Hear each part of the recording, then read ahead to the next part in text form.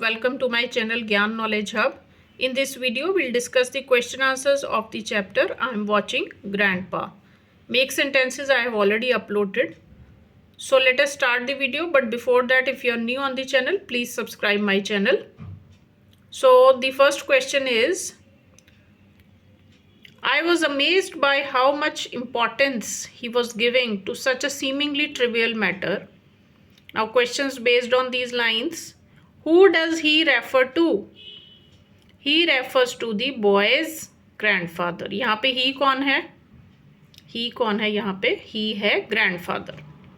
What does the speaker refer to as a trivial matter? Speaker के accordingly trivial matter यहाँ पे कौन सा है? Trivial means ज़्यादा important जो नहीं होती चीज़ वो trivial होती है. The trivial matter is the collection of papers from the computer institute. तो वो ऑथर के हिसाब से ये बहुत ही एक अनइम्पॉर्टेंट सा काम है. What was the effect of this trivial matter on the speaker? The speaker was amazed at how much importance his grandfather was giving to saving of paper and environment.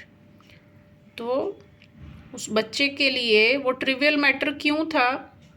क्योंकि उसके हिसाब से जो उसके ग्रैंडफादर पेपर्स इकट्ठा करते थे और एनवायरनमेंट के बारे में बहुत ज़्यादा वरीड थे, वो उसके लिए कुछ ज़्यादा इम्पॉर्टेंट बात नहीं थी. It was very trivial. Answer these questions. Give 2 reasons why the author had an uneasy and disturbed night. क्यों वो रात को सो नहीं पाया प्रॉपरली और अनईजी रहा? The author had an uneasy and disturbed night because the grandpa's house was located near the noisy and bustling road. Grandfather का जो घर था वो रोड के बिल्कुल पास था और रोड से आपको पता ही है बहुत शोर आता है. So he could not sleep properly because of the traffic sounds and lights from the main road. तो वो इसलिए नहीं सो पाया क्योंकि लाइट्स भी आ रही थी ट्रैफिक की और साउंड्स भी आ रही थी. He was also disturbed by the grandpa's movement in the room. और grandpa भी क्योंकि उठ रहे थे बीच में तो इसलिए भी वो उनकी मूवमेंट की वजह से उसको प्रॉपरली नींद नहीं आई. Next question. Why do you think grandfather crept forward stealthily. आपको क्यों लगता है कि ग्रैंडफादर बहुत चुपके चुपके से आगे बढ़ रहे थे? Grandfather crept forward stealthily lifting his feet high because he thought that the boy was fast asleep and he should not be disturbed. क्योंकि उनको लगा कि उनका जो ग्रैंडसन है वो बड़ी गहरी नींद में सो रहा है और उसको डिस्टर्ब करना अच्छी बात नहीं रहेगी. Next question, third question. What did grandpa want the author to lend him a hand with? Grandpa किस काम में अपने ग्रैंडसन की मदद चाह रहे थे, हेल्प चाह रहे थे? The grandpa wanted the author to help him in sorting out the papers. He wanted the author to separate one-side used papers, both-sided used papers, and blank papers in different piles. तो grandpa चाह रहे थे कि grandson उनकी help करे किस काम में? पेपर्स को अलग अलग करने में, जो एक साइड यूज्ड हैं, जो दोनों साइड यूज्ड हैं और जो एक साइड भी यूज नहीं है, यानी कि ब्लैंक पेपर, सबको अलग अलग ढेरी में लगाना. The author also helped him pile the papers into his bag. और कुछ पेपर्स जो बैग में डालने वाले थे वो बैग में डालने के लिए हेल्प करे. Next. How did grandpa plan to use the sorted papers he had picked up. तो ग्रैंडपा ने क्या प्लानिंग की हुई थी? जो अलग अलग किए थे उनको पेपर्स, उनको कैसे यूज करना है? Grandpa planned to give the used up pile of papers to the hawker. जो both side used थे वो hawker को दे देंगे. One side used papers to be used for his accounts. जो एक side blank है वो अपने accounts के लिए use कर लेंगे. And also will give some to the poor. और कुछ वो गरीब बच्चों को दे देंगे. किस लिए? मैथ्स की प्रैक्टिस के लिए. They practiced maths on them. Next question. How did grandpa sort the papers he had picked up? तो grandpa ने कैसे पेपर्स को अलग अलग किया? Grandpa sorted the papers he had picked up into 3 different piles. 3 उन्होंने ढेरियाँ बना ली, पाइल्स बना ली. एक थी वन साइड यूज्ड पेपर्स की, दूसरी थी both side used papers, and third was the blank papers. Next, what was the endeavour, what did it make the author realise. तो endeavour क्या थी, एफर्ट क्या थी, और उससे ऑथर को क्या रियलाइज हुआ, क्या एहसास हुआ. The lone endeavour was to sort the papers so that they could be reused and not wasted. तो एफर्ट किस लिए ये सब हो रही थी, ताकि इन पेपर्स को दोबारा से यूज़ किया जा सके और वेस्ट ना किया जाए. In this way his aim was to protect the environment. तो ग्रैंडफादर की इंटेंशन यही थी, उनकी इच्छा थी कि वो एनवायरनमेंट को इस तरह से बचा सकें. और ऑथर को इससे क्या रियलाइजेशन मिली. This made the author realise the importance of environment and he also realised that he had been wasting hundreds of sheets at the drop of a hat. और उसको ये एहसास हुआ कि वो खुद भी बहुत पेपर्स की वेस्टेज करता रहा है, उसे भी एनवायरनमेंट को बचाने में अपना कंट्रीब्यूशन देना चाहिए. Next, long answer questions, discuss and write. First question, was the author comfortable with his grandfather unlocking and entering the rented part of the house. Give a reason answer. Also discuss how he could have done it differently. तो author को क्या ये ठीक लग रहा था, किस तरह से ग्रैंडफादर रेंटेड पार्ट में जाते थे पेपर्स लेने के लिए. आपको इसका रीज़न भी देना है और ये भी बताना है कि किस तरह से ग्रैंडफादर किसी और तरह से ये काम कर सकते थे या नहीं. तो the author had an uneasy and disturbed night because the grandpa's house was located near the noisy and bustling road. तो ऑथर रात को अच्छे से सो नहीं पाया था, आपको पहले भी बताया मैंने आंसर में. So he could not sleep properly because of the traffic sounds and lights from the main road. He was also disturbed by the movements made by the grandfather.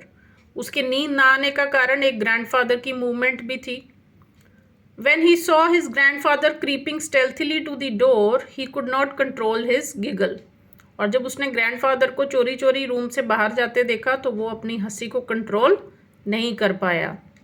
His grandfather asked him to accompany him to the rented floor, which was a computer institute. तो grandfather ने कहा कि चलो तुम भी मेरे साथ चलो. The author was not comfortable while entering the rented part of the house because it looked very shabby and dark storehouse.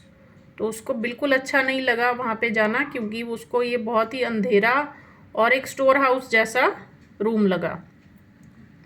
He could have done this differently by not making any movement in the room.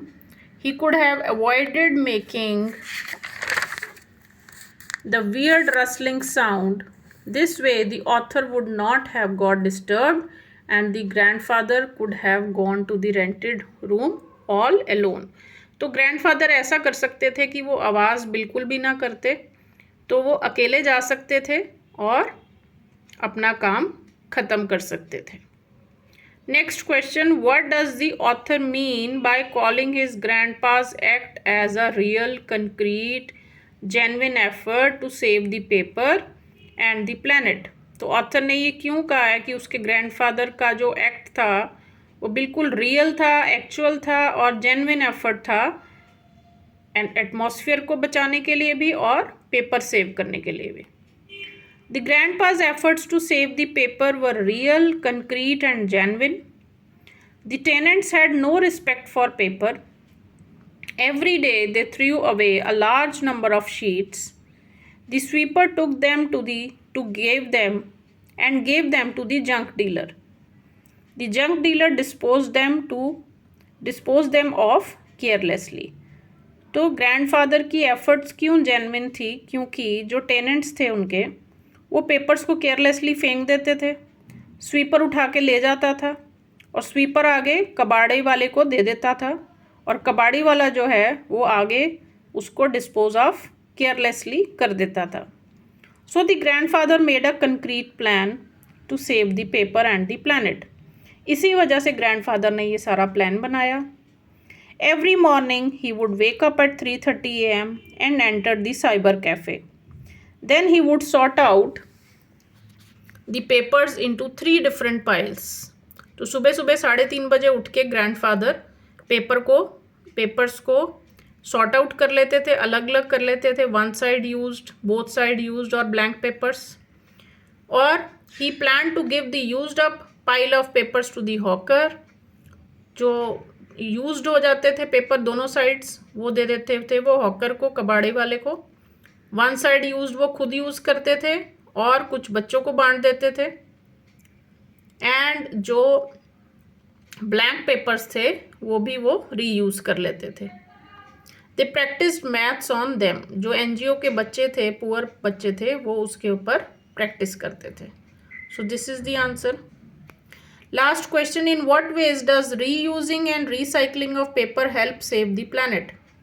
कैसे reuse और recycle करने से हम planet को बचा सकते हैं. Paper is widely used in educational institutions and offices. An office worker uses 10,000 sheets of paper in a year. An average school uses 2,000 sheets of paper in a day. एक office में एक worker 10,000 sheets रोज़ की एक साल में use करता है और एक स्कूल में ऑन द एवरेज 2,000 शीट्स रोज़ की यूज़ होती है. As paper is made from wood, recycling it conserves trees and other natural resources.